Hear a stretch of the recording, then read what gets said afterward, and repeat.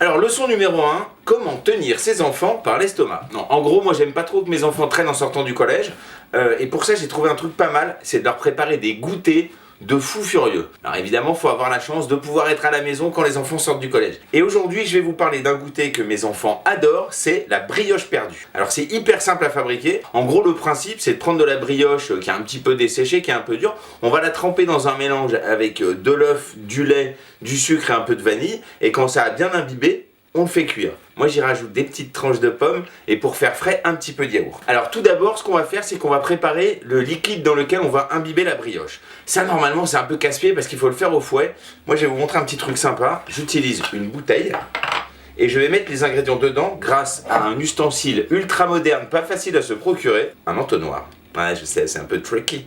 Alors je mets l'entonnoir comme ceci sur la bouteille, jusque là normalement t'as pas besoin de moi. Je casse un œuf.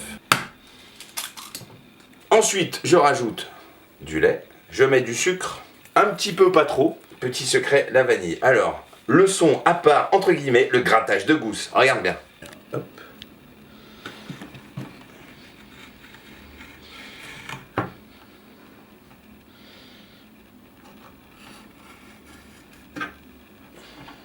La bonne astuce, on bouche la bouteille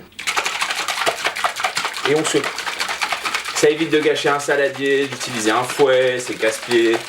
Et puis en plus, on est sûr que c'est hyper bien mélangé.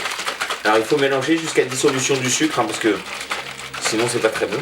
Je crois que ça fait des petits trucs qui croustillent, c'est quand même pas mal. Je vais mettre cette préparation dans une assiette à soupe.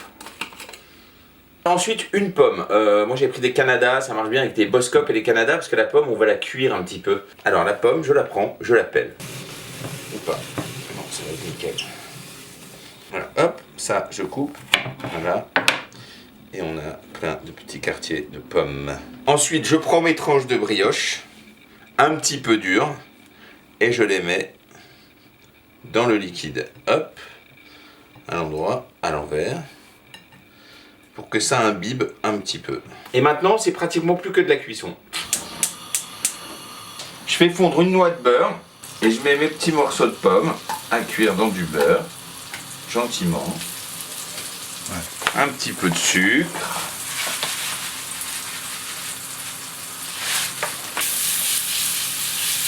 ça on laisse bien caraméliser, tranquille. Je fais fondre un petit peu de beurre pour cuire mon pain perdu.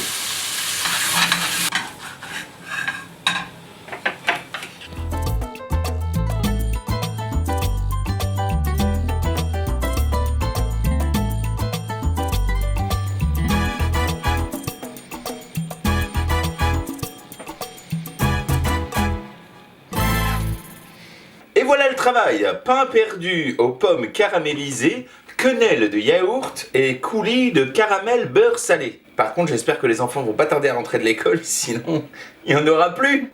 Vite, vite.